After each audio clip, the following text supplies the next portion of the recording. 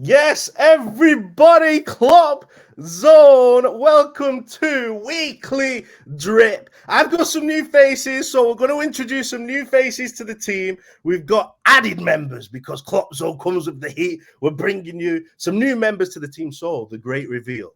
Are we ready?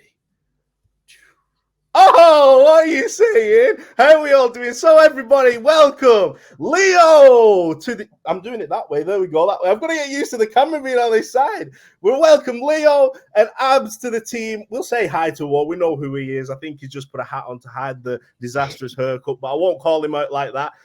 Leo, how are you doing? Welcome to the Klopp Zone team. We cannot wait to get going with the live shows this season and celebrate Liverpool Football Club.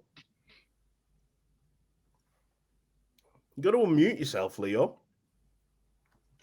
I'm so hyped after that video that you made there.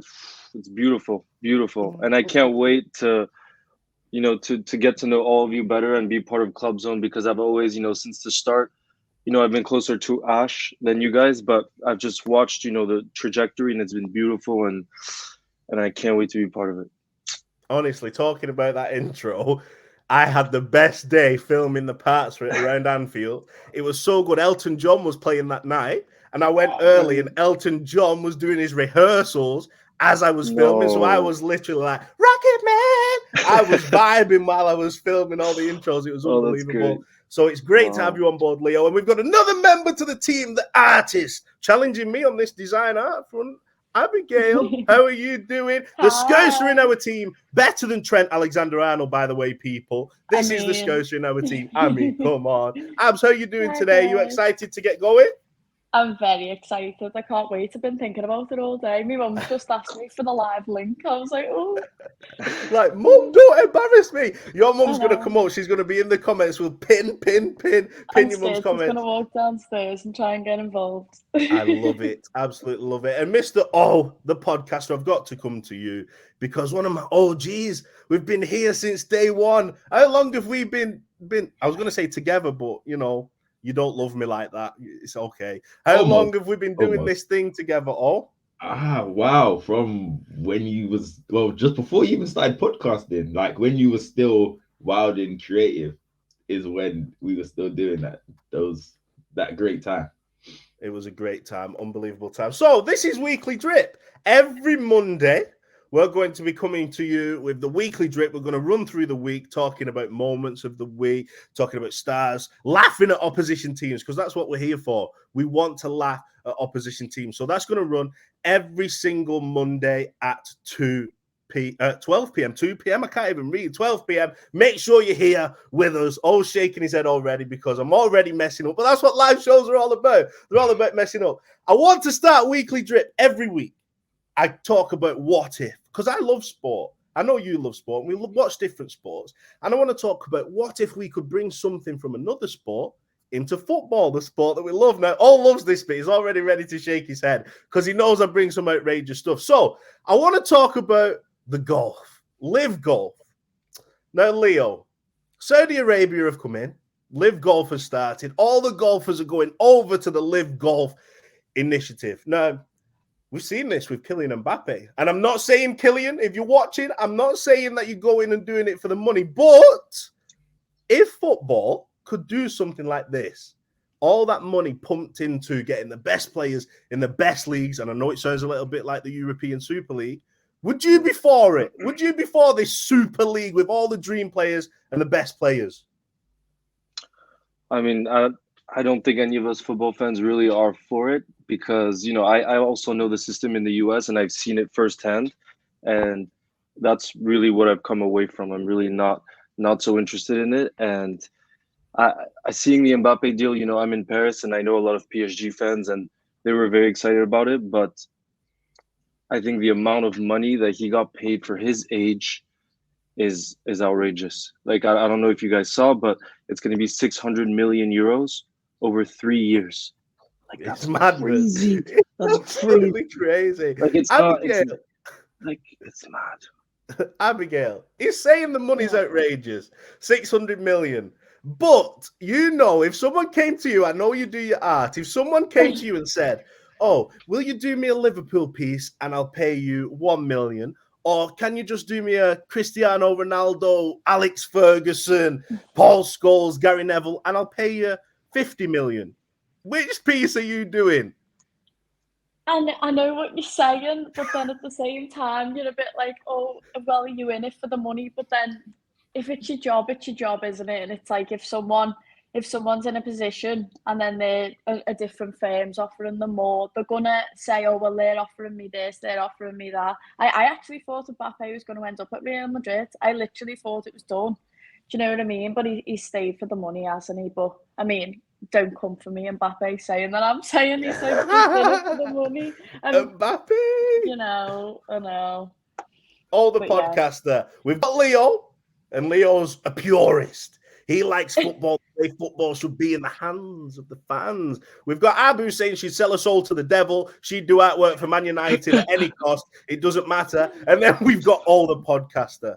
Your say is final, all. Live football. We've seen live golf. Live football in Saudi Arabia. Imagine the holidays we could have watching the best players in the world. Are you in or are you out?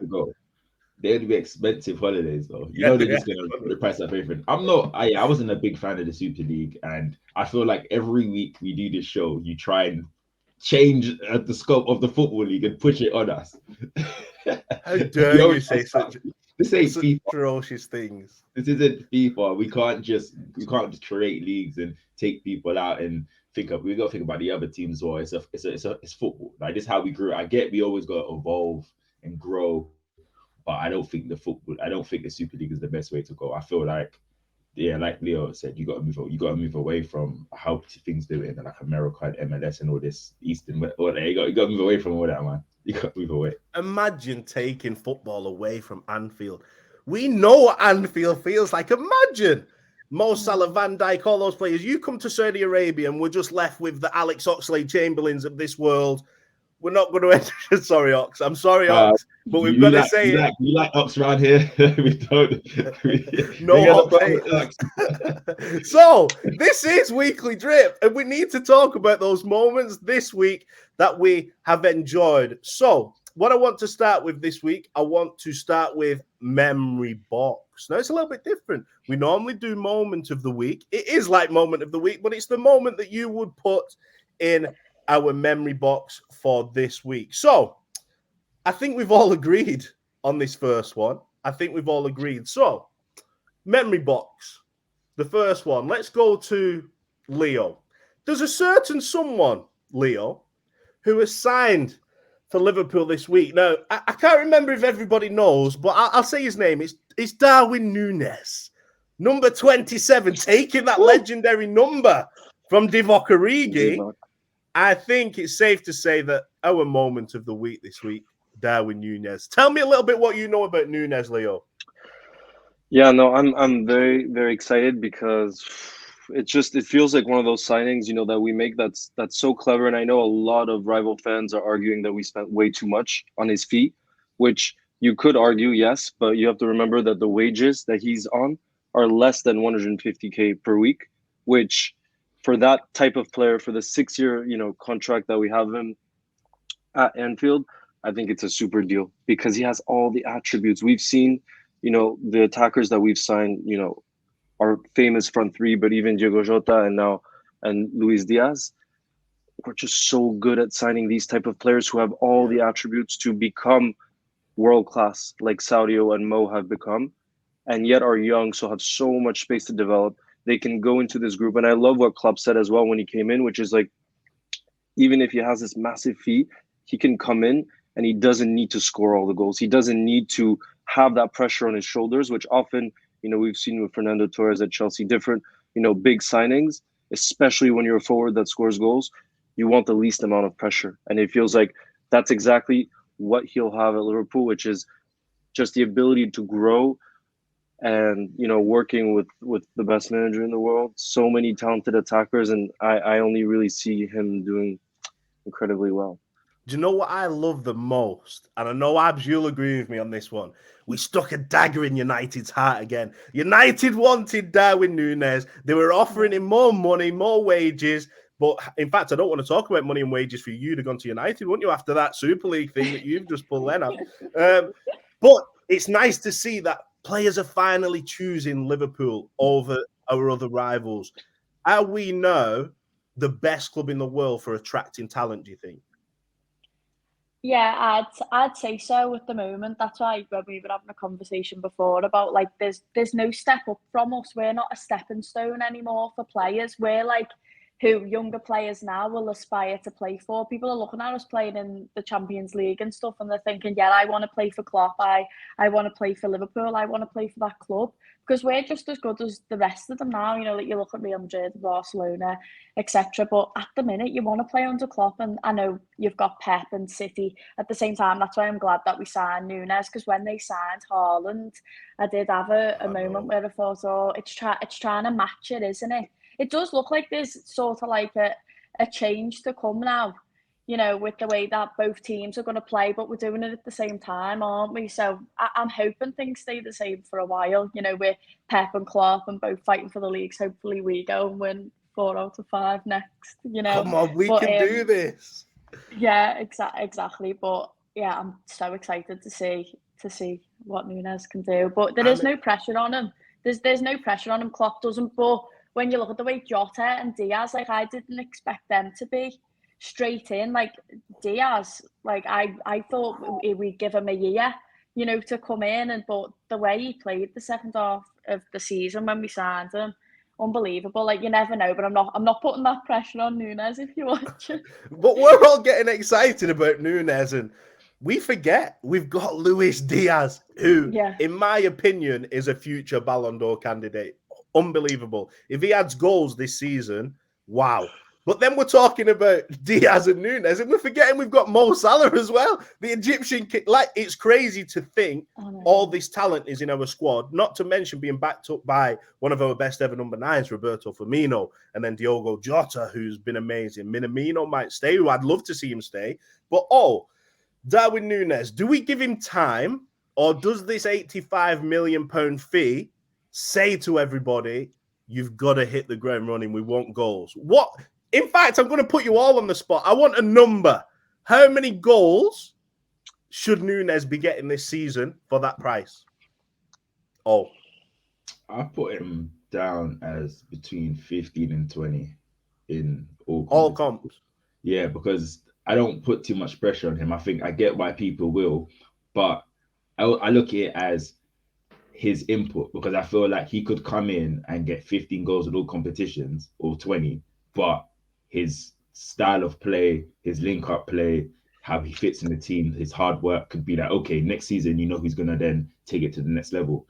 So that's why I wouldn't put too much pressure on him. But I also remember, like, I was reading a tweet and someone was saying it's a great signing because if we do end up paying the 85 million, whatever, that means he would have worked out to be a successful signing. So so if we do pay that, that means we would have won a Champions League or a Premier League or something in it. So that's a clause. I like that slant on things.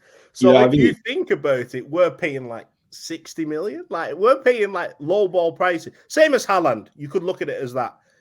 Haaland coming in for that price is ridiculous, by the way. But we only have to pay that fee, Leo, if Darwin Nunez is successful. Julian Ward taking over again from Michael Edwards. How unbelievable is the setup behind the scenes? For someone to come in and step up like this, it's unbelievable, isn't it? Yeah.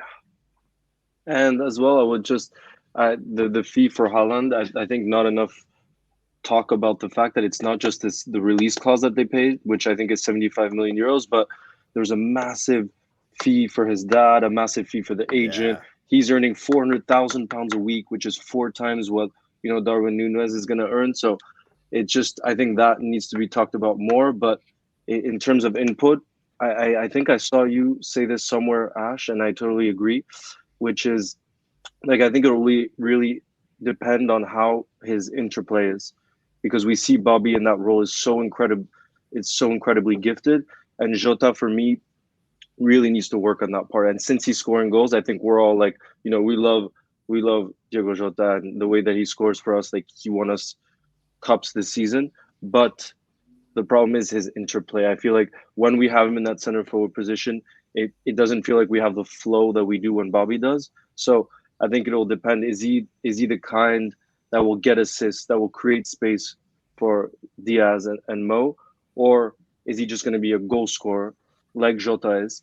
And then I would personally expect 20 to 30 goals all comps if that's the type of forward that he is.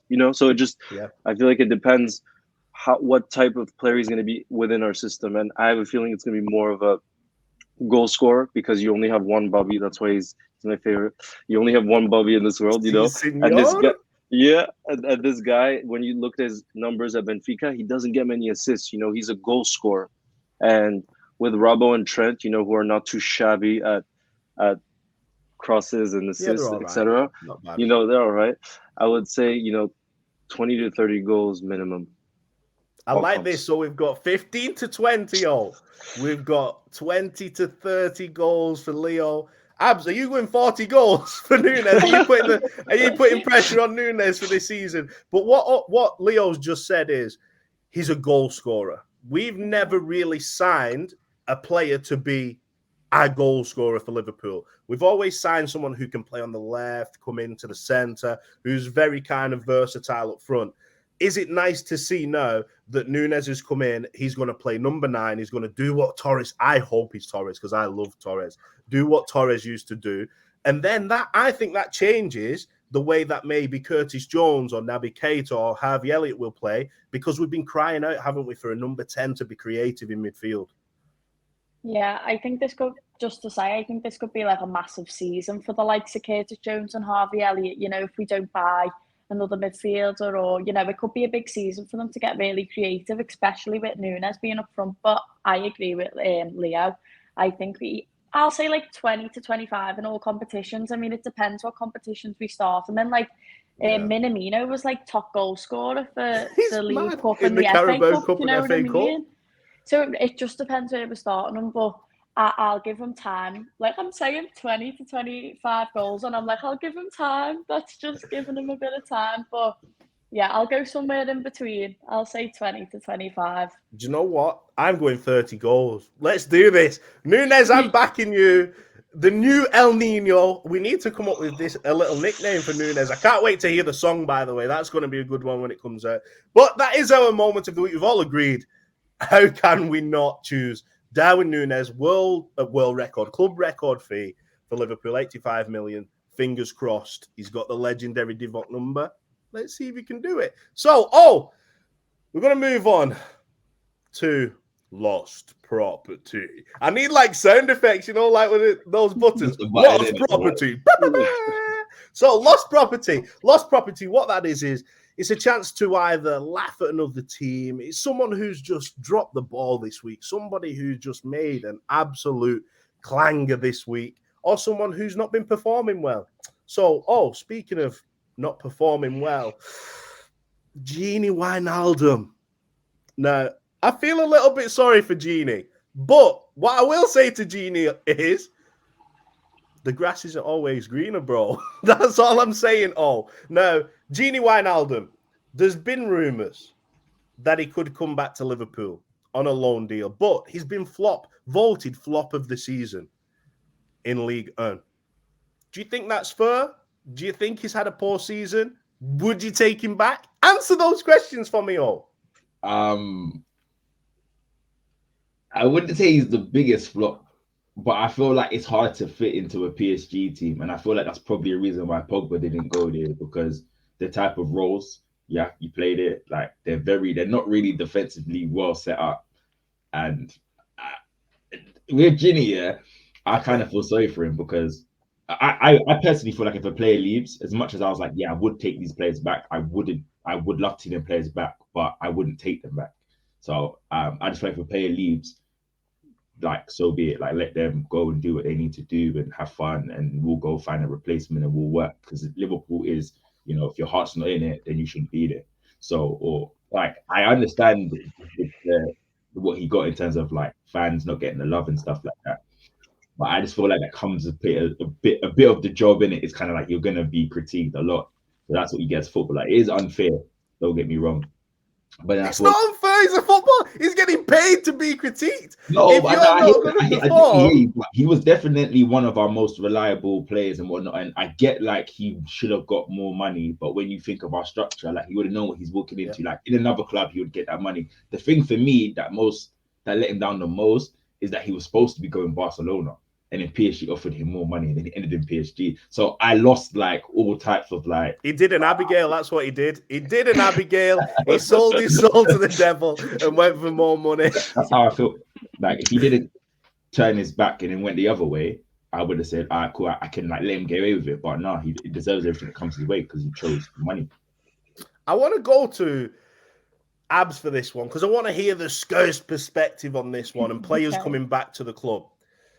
People are saying they would take Gini Wijnaldum back. Now, me personally, if you leave Liverpool and you choose to leave, so if it's your decision, you're not coming back. I'm shutting the door behind you. I'm locking the key and I'm throwing it away somewhere. I don't think a player that chooses to leave when we are at a high level, we weren't performing badly. I understand if we're performing badly and you go away, but we were at high level and he left for money, some people would say. Do you leave the door open for players like Wijnaldum, Sterling to come back, Coutinho, or do you say, no, you chose somewhere else, we're better without you now, so don't come back? Well, I contradict myself all the time on this because I think I always say no, we're not a stepping stone, like we're where you want to be. And if you're going for money, especially, I understand if they're going for like, oh, they want to try and play abroad, they want like it's for opportunity purposes and not money alone. But no, I don't take them back. But if Klopp wants to take Wijnaldum for a year loan until we get like Bellingham or whoever else whoever else he's thinking about. I mean, I keep saying Bellingham as if we've like it's confirmed that we want him. Like I keep doing it as well. I talk about him like we're the ones who are getting him. But if he wants to take him for a year, I trust in Klopp. I always say it. I hate it when I see people like, saying, "Oh, I think he's doing this wrong." He hasn't really failed us yet, has he?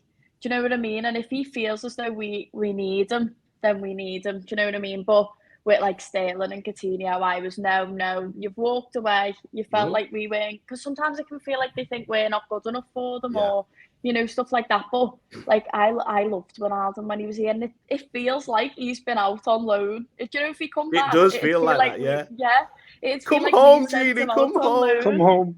Yeah. That's what it feels like. So I'm a bit like, I wouldn't sign him because when you think about it, I think he's 32 now. I don't think I'd like agree to sign him, maybe just a loan for a year and then go and get someone young. Like I'm going to say Bellingham again. But with Wijnaldum, maybe a year loan. I'm going to contradict myself again later and tell them all to sod off. You're going to say, don't come back. Sod off, you're not coming back to the club. Leo, I like what Abs has done. She's convinced me a little bit. The door was shut for me, but with Gini Wijnaldum, it didn't feel like he was better than Liverpool. The contribution he put in over his spell at Liverpool, being a goal scorer to then convert yourself into a midfielder who did a job for the team and took the goals away from himself, I think maybe the door's slightly ajar. You know, like at night when you're a little bit scared of like the boogeyman coming in and you leave your bedroom door open with the landing light on a little bit. That's what I've done for Gini Wijnaldum. Coutinho, I've shut it. Sterling, I've shut it. But Wijnaldum, what's the vibe around Paris for Gini Wijnaldum? Because obviously you live in France. You live in that. He's like like Pitbull, Mr. Worldwide, Leo, Mr. Worldwide. What's the vibe like in Paris around Gini Wijnaldum? No, it's really sad because I'm friends with quite a lot of PSG fans and they all hate him. They all say, and these are PSG fans, and when I use the word hate, they really do. It's like it makes me so sad because for us, he was really loved, and they all say that he's one of those players that just is in the team but does absolutely nothing, never touches the ball. And he's their last name on the team sheet in terms of midfielders, which is so sad, and that's why personally I would take him back. And I know that you guys weren't so sure except Abby, but I just feel like he fits our system perfectly. I agree about the age thing, but because of how desperate PSG is to let him go, and him wanting to play football and him knowing our system, him knowing Klopp, all of this stuff. If Klopp wants him back, I take him back because he fits right in. He's always fit. We've seen, like, we know we have certain players who are more gifted, like Thiago, even Keita. But how fit, over a whole season, how fit can they really injured stay? As well. Yeah, never injured. And he always played, always gave everything. And I agree about leaving for money, but we also have to understand, like, with his age, he has a family, all of these things. Like, he was probably going to get paid double at PSG than he was at Liverpool. The only thing that I didn't like, and mentioned this, is the fact that it seems like he was going to take the same amount at Barca. If we did offer him a new contract, from what I saw in reports, he was going to get 75,000 per week at Barca, and I'm sure we would have offered the same. Yeah. And that bit is like, if his heart was really in Liverpool, in Klopp, in our project, like, I understand, the dream of going to Barca, but that bit I don't love, No, I understand what you're saying. Do you know what? I've done the biggest backtrack in the history of podcasting because I was like, Gini, you're going nowhere, to then creating a banner saying, Gini, come home. We love you. Do you know what got me? It was Leo saying the Parisians hate him. And I'm like, how can you hate Gini Wijnaldum? Like, you just cannot hate him. He will be working so hard within that team, within the... he's training hard week in, week out. It's a team full of superstars. It's completely different to what Liverpool offered, where Liverpool are a team who've got a wage structure which suggests everybody's on an equal playing field. It's got that kind of team ethos where no player is bigger than the club. And then you've got Mbappe now at Paris Saint-Germain, where it's like, you do what you want. You can control which manager comes in. And it's not a club for Gini. I think he realises that now. The verdict is, for me, Gini, come home. We love you. But we need to talk about other lost properties this week because I know, you really wanted to touch base on Paul Labille Pogba. What was that? Was that okay, that, Leo? Wasn't that very bad? good. That was trash. No. How dare you? So, Paul Pogba. First of all, has any of you watched this Pogmentary or whatever, Pogmentary? I'm not going to lie. I am not watching that for any I'm gonna watch it. I love Pogba as, like, I feel like someone said something the other day, I think it's true. Only football, especially over here, is you can't be doing other things. It's crazy, but I love American sports, and they are brands. They have social life. They go out, they have fun, mid-season, stuff like that. But you can't do that over here. You can't do that in the Premier League. And that's the funny thing, because if Pogba was in America playing or in World or whatnot, they build you as a brand as well. So it's kind of weird to think, like, when you think about all the sports stuff like NBA, all that stuff, like, they build their brands outside of their sport as well. And but here it's kind of like, just shut up, play sports. When you retire, then start thinking about, like, what you're gonna do next, or like buy home stuff quietly. But if you play bad, they'll throw out the fact that you've bought a home and a new car and stuff. So it's like, you can't win with English media sometimes. I won't lie to you, you can't win. So it sounds like you're a bit of a Paul Pogba fan over here.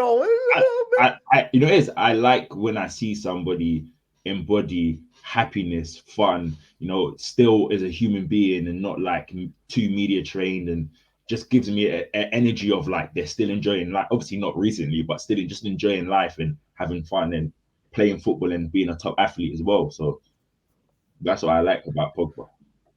I want to hear Ab's take on this because, right, we're a little bit older. I know Leo's a bit younger, but I know I'm the oldest. I'll admit that. I'm a little bit backwards with times. I need to keep up with the trends. Footballers now, Ab, is it good to see them getting the blue braids in the hair, wearing the sleeve even though his arm's not sweating?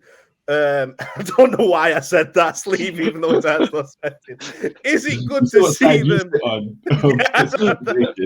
That's my age as well. I'm more concerned about how warm his arm is than how well he's playing. So, Abs, seeing all this social media and being at boxing matches after you've just lost a match and things like that, do you like to see this behind the scenes of a footballer? Do you think they should be able to celebrate what they're doing even if they do lose a match?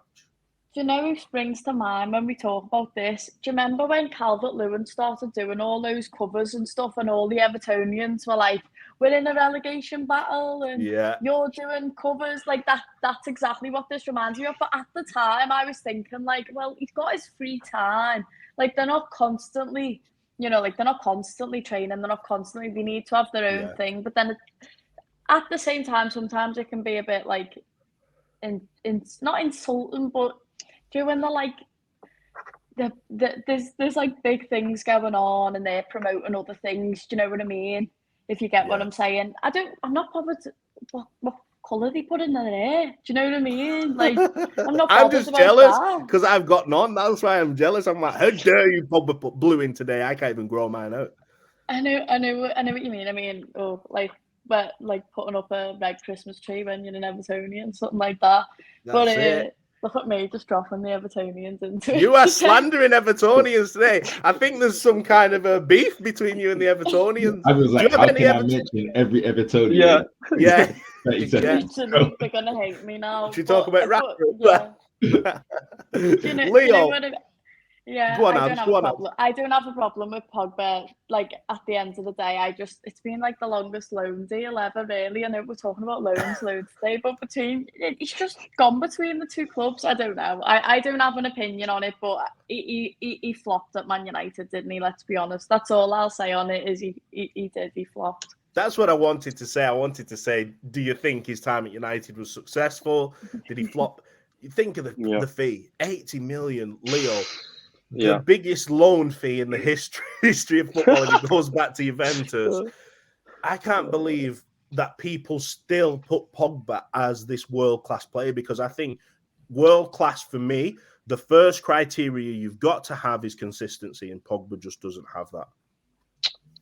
Yeah, but I will say, I watch a lot of the France games, and I actually do think I think you could put him in the category of world-class. And he's not my type of footballer, but I will put him in the category of world class, because he's one of those where he's that good that you need to find a system that works for him. You need to find a system that works for him. And France have figured out that system.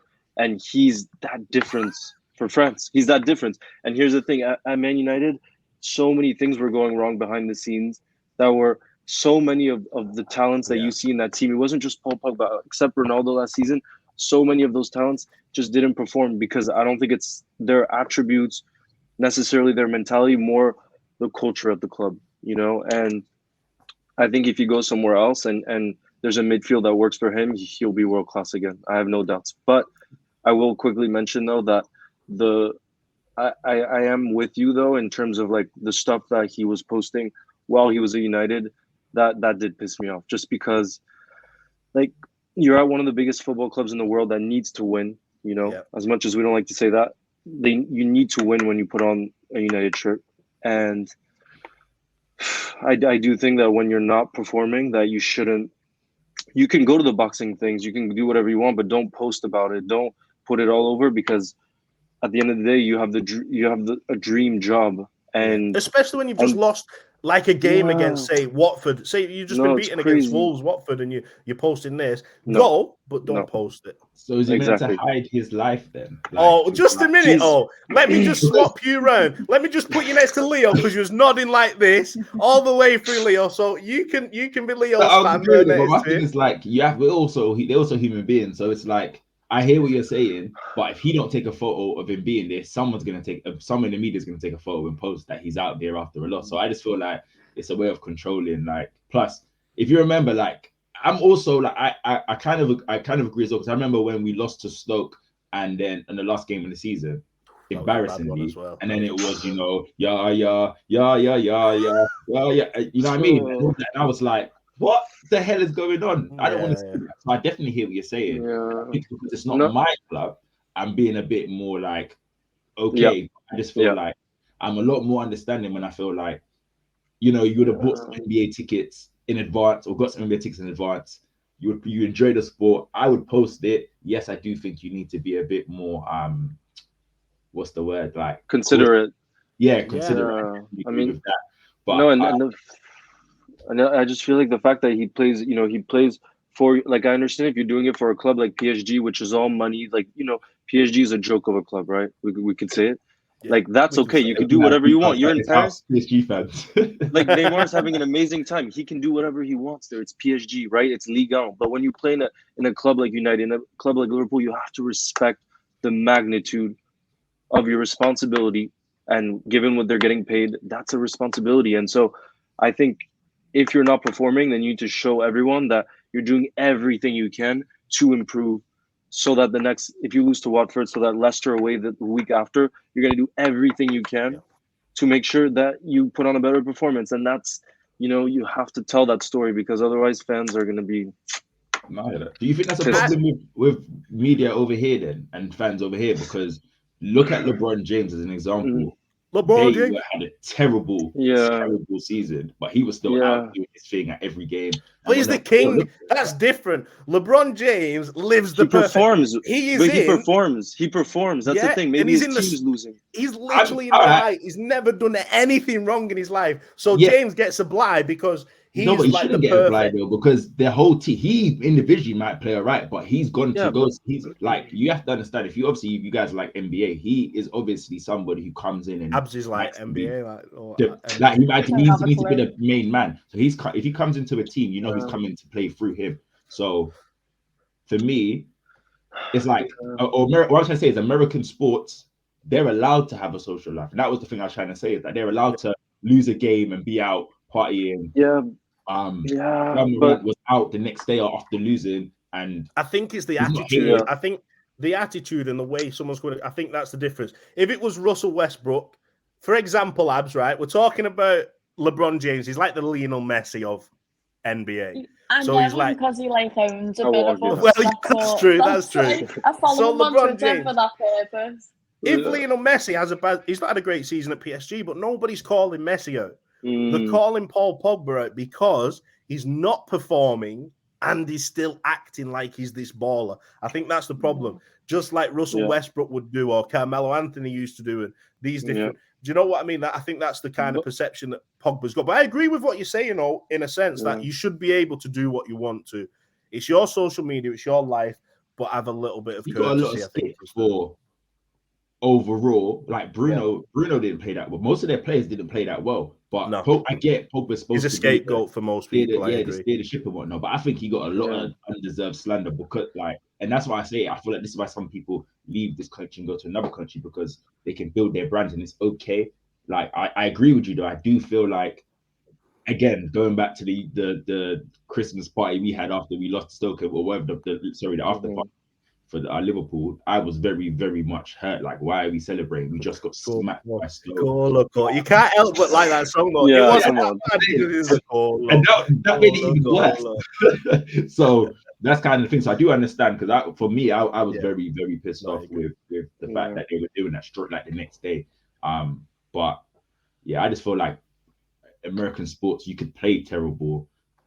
Russell Westbrook was an example of him playing trash and whatever. But but the thing I would say about the American system though, and this is why I don't want us to come anywhere near it, because I lived there, for 10 years. So everyone around me was watching the American sports, and the reason also why they can lose, let's be real, like they don't play in a league system. Like these teams can lose so many games a season, still make the playoffs and win the championship. Same with the, so it's like in the NBA, like you can go on a bad run and yes, you might get some scrutiny, but it's not the end of the world. Well, it's like the same with the Super League as well. We've adopted that in the Rugby Super League in this country, and that doesn't work because you've got teams that play trash all season, just make it to like 6th place, but they get in the playoffs and then get a bit of form and win. And it's like, what do you get for actually performing well all season? So I agree with you in that sense. Yeah, and I do think that does change, the way the script is written, because like, look at us with City last season. If we drop points anywhere, it decides the entire season. It's mad. Like it's about those tiny little details, Yeah, it's those tiny details, And I would watch the American sports when I lived there. I would support the Knicks because I lived in New York and all this stuff. But it's just, it feels so odd going to a game, and at the end of it, you're like, whatever. Like we win the next one. We have a decent chance. You know what I mean? Like it's a whole different system. I agree. Abs, I'm going to bring it back to football. You've got to bring you back to something you know. So you're just like, NBA, please don't ask me an NBA question, please. Yeah, I'm going to bring it back to clue. football. And talking about magnitude of signings, magnitude of clubs. Look at this guy. Dear me. Is he not just the worst signing? Probably. Is he potentially the worst signing ever in the Premier League? Why did he ever go? This is what I don't understand. If he loved Inter so much, why did you go? Yeah. And then it's like you start thinking about money and all that. But the amount of money that they spent on him, and I don't really know, but I seen like something this morning saying about like a 10 million loan deal back, and I'm thinking all that money, like, oh, what a waste! That literally the worst transfer in the Premier League ever. He's a brilliant player, don't get me wrong, like, but you can't go somewhere and then decide a couple of months later after they've spent all that money on you. Yeah, no, after you get dropped for one game. Take me home. I don't like this. You know what I mean? You can't do that. But do you know, if it was one of our players, I don't think I could hold back, especially after that interview we did. You'd just want them to go, wouldn't you? Just be like, just that go then, interview just did leave. my head in, and I'm not a Chelsea fan. Do you know what I mean? Exactly. It's shocking. Oh, that price. He's made Jack Grealish look good this season. And Jack Grealish has had a poor season. But everybody's talking about Lukaku. Jadon Sancho as well has been poor this season for the amount United paid. But nobody cares because this guy has been so bad. He even went to one game and had 2 touches in the entire match. That's poor, innit? Come on. He is in the top 5 transfer listed twice, isn't he? Or top 10 twice. That's how embarrassing. Yeah. Like, the funny thing is, if Chelsea just played around him, like Abby said, he actually is a good footballer. Like, I think he's a good footballer. His first touch is a bit like, but I think he's a good footballer. And I think if Chelsea played around him, he used to, like, you know, teams playing around him. And I feel like Chelsea's not that team. But again, he would have known that. Like, I don't understand the system they play. I don't know if players don't even, or they leave everything to the agents, or their agents just put them in the best deals or what. But why would you think Lukaku is going to survive in Chelsea? I think everybody on this call here would have said he wouldn't, like, their style of play doesn't suit him at all. It doesn't suit him. I would have said if there's any club. I would have said if there's any club for him to go to, I would have said it was Chelsea. At the end of last season, I thought him going to Chelsea was the best move he could make. He didn't fit United, we know that. He's not going to go to Arsenal. Man City's not his style of play. But Chelsea, when they play that defensive style of football, being a hold-up man, but having some pace, I thought it would fit perfectly to bleed in with Havertz, Mount, Werner. I thought that was a match made in heaven. He is a hold-up footballer, but he's the only one who doesn't understand that that's what he's best at. A hold-up footballer that hasn't got a first touch. That's how bad it is. In his head, he can outrun a defender, do a step over, send a defender the other way. He thinks he's a different type of footballer. And when he actually figures out that he's not that guy, he will realize that just chill. Play like you played at Everton and play like how you played at West Brom.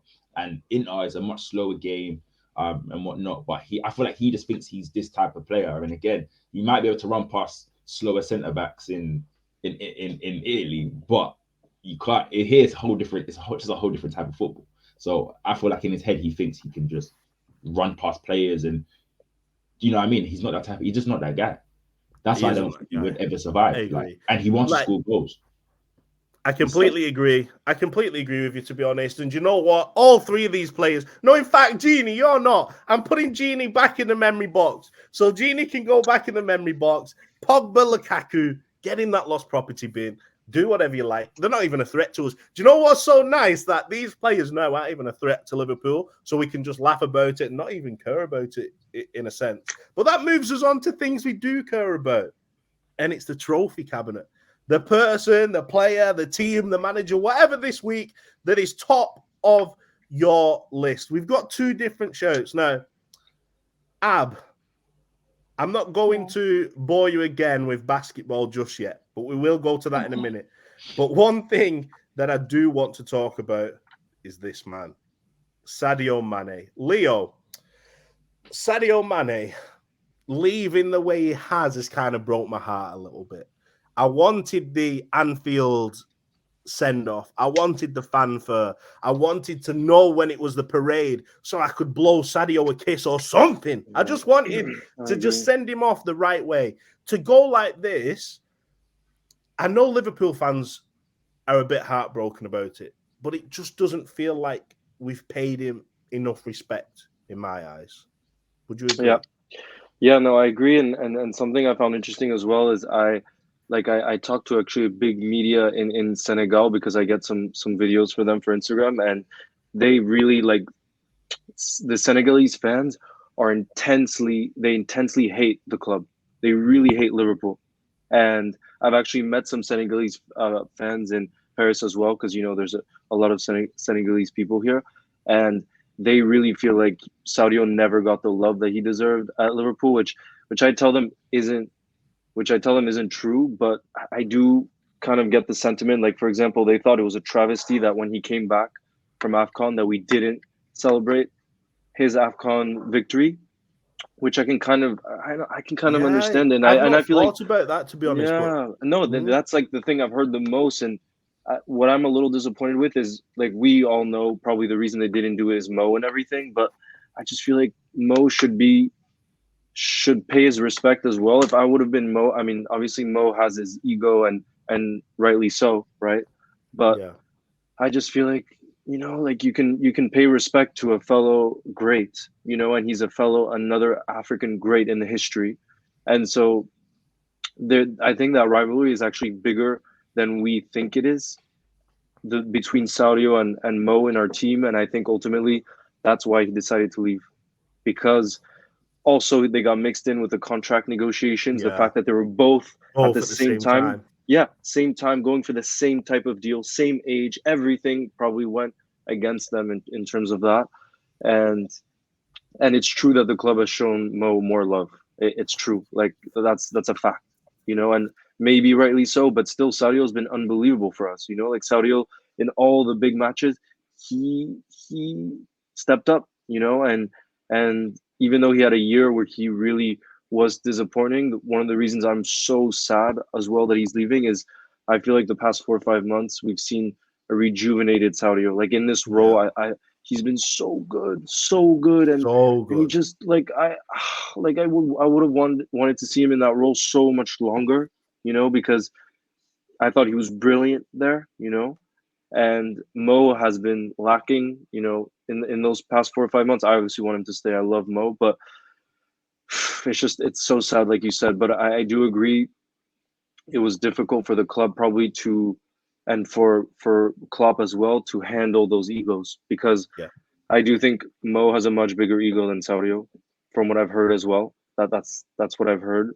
I like this that we're talking about this, to be honest, because do you think, I'll go to Abigail for a second. Do you think, Abigail, that the reason Sadio has left, like Leo's just alluded to, is the fact that it looks like the club love Mo a little bit more? And what Sadio has done for Liverpool, if you think about it, is more or less equal to what Mo's done, apart from Mo's numbers are probably a little bit better, which is Sadio could do that. I think Sadio Mane could get that goal return, but his contribution defensively, link-up play, sacrifice for the team, I feel like that contribution, we're going to miss that a lot this season. Do you think we'll notice his absence?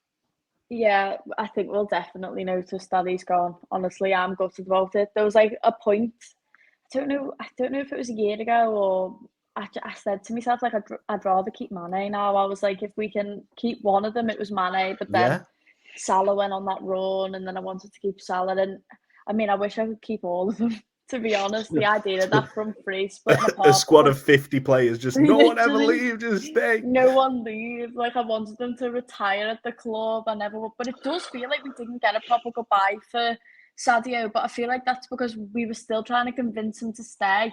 Because we know how important he is. At the end of the day, we know how important he is. And we are going to miss him. Like, we really are. I think we'll notice the start of the season as we're trying it, because it's going to be something new, isn't it? We're going to have to try and learn how to play without him, basically, because he hasn't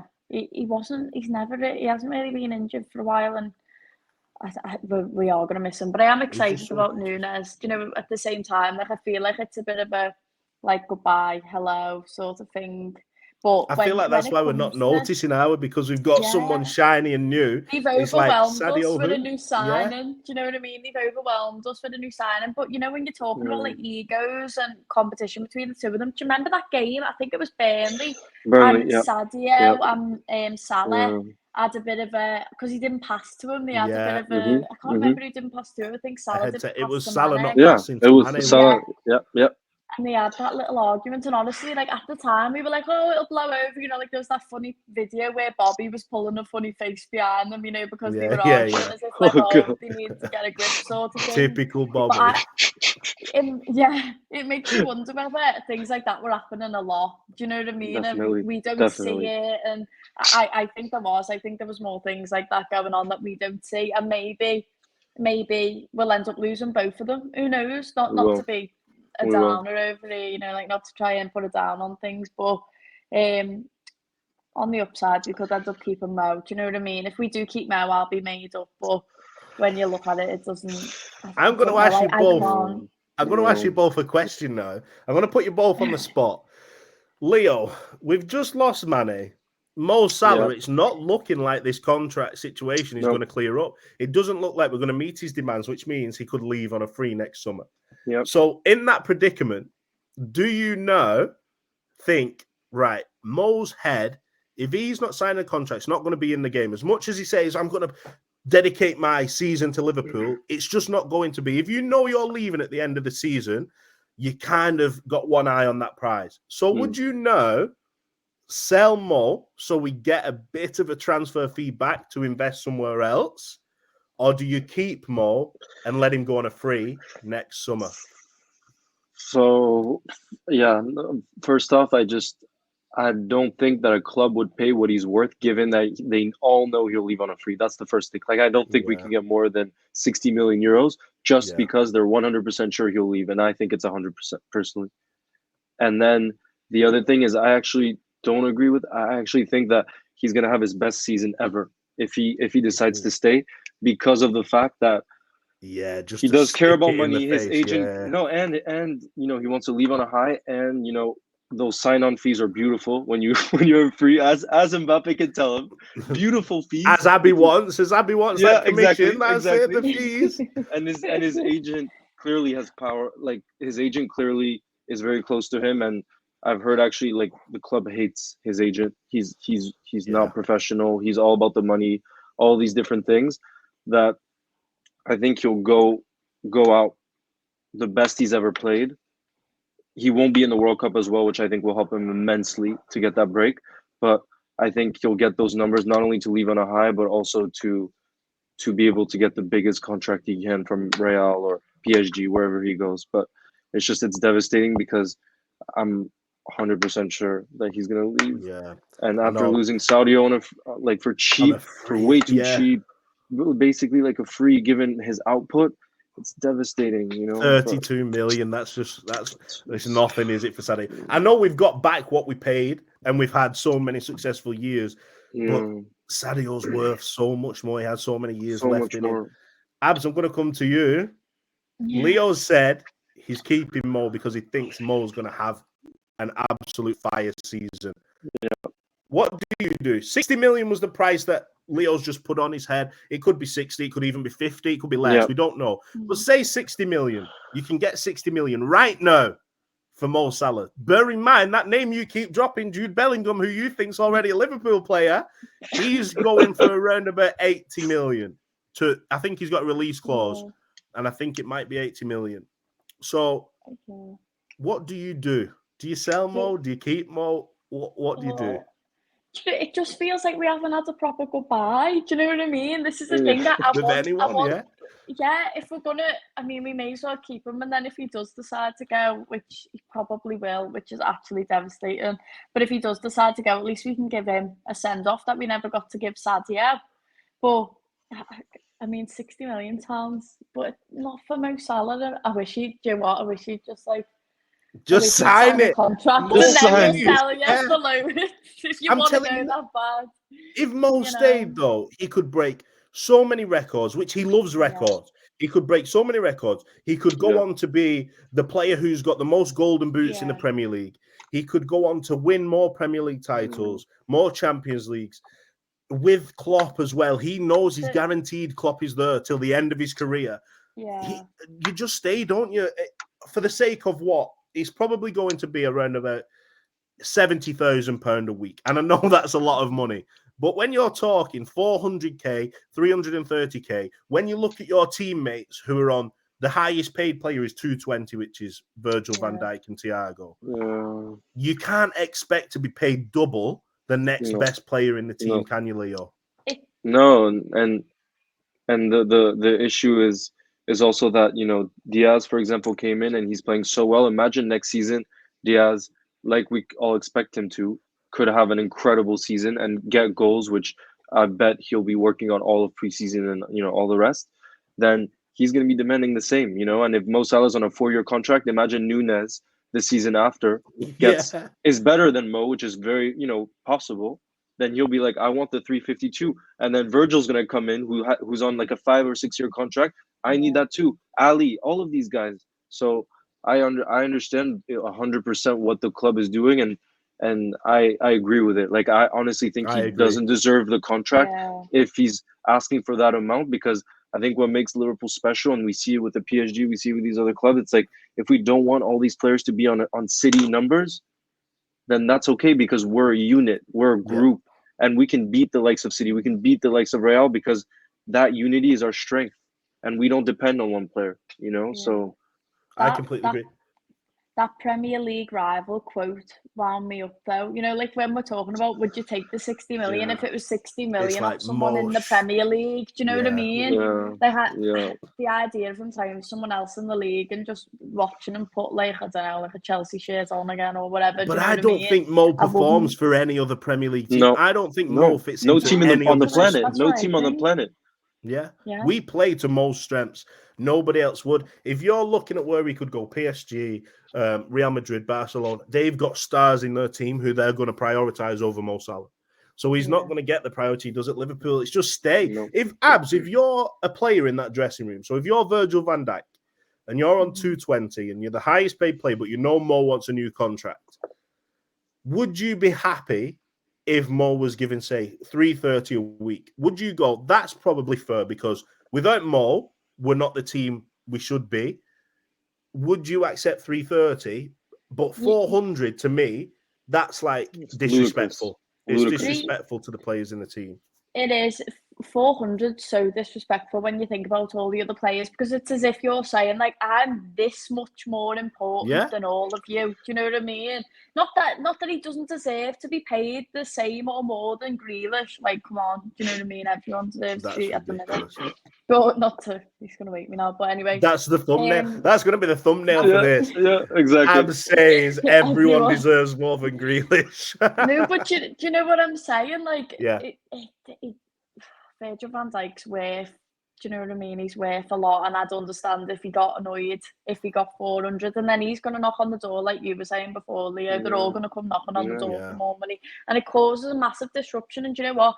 You look at the wage bills of teams like Man United and stuff, and you don't want to end up in that position. Do you know what I mean? And you also don't want people who are sitting on big contracts get one big injury or something, and then because you never know what could happen if we ended up signing Salah for that. Like, touch wood, he doesn't, but if anything like that happens, you're paying him all that money. Like, you look at Ozil at Arsenal and all that money, and you know, stuff like that. It's like, it's crazy, isn't it, when you think about the amount of money people But that's why our club is so amazing, because we stick to a structure.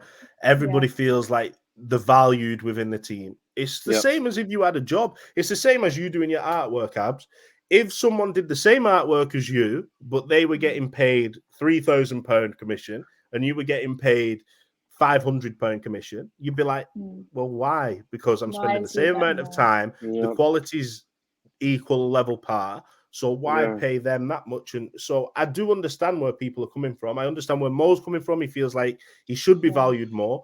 But meet us in the middle. Respect the club, because it's getting to a point now where fans are starting to go, Mo's looking a little bit disrespectful. Yeah. And he's not going to be regarded. He'll still be regarded as a legend in my eyes. Yeah. But a lot of Liverpool fans, stuff like this, like Michael Owen, it kind of makes you think, I can't class you as a legend anymore. Yeah. So Unforgivable. So Michael Owen's unforgivable. I was only little when all that happened, and my dad's always said to me, "We don't like him. Do not speak about that name in my house." Don't mention Owen. It's so true. Tune in to one of the shows because we're doing the balls in your court, and it's about whether we think Michael Owen is a Liverpool legend or not, and that's going to get heated. It's going to get very heated. But that is the weekly drip for LSE for Klopp Zone, the first show. All got so upset about Sadio leaving that he had to leave. So that was unbelievable. Exactly. But you two have been amazing. Thank you so much for jumping on the show this week. It's been a pleasure to have you on. Hopefully you've enjoyed yourselves. There's plenty more shows to come. Please, everybody, get over on Twitter, Instagram. Please follow us, subscribe on YouTube. In fact, I've got a little banner for that. Let me just pop this up here. Boom, hit subscribe. Ooh. You like that? Hit subscribe. Yeah. Please subscribe to our channel and please follow Abigail, follow Leo's Goals, Instagram, Twitter, because what they're doing is amazing. But until next time, you will never walk alone. Peace.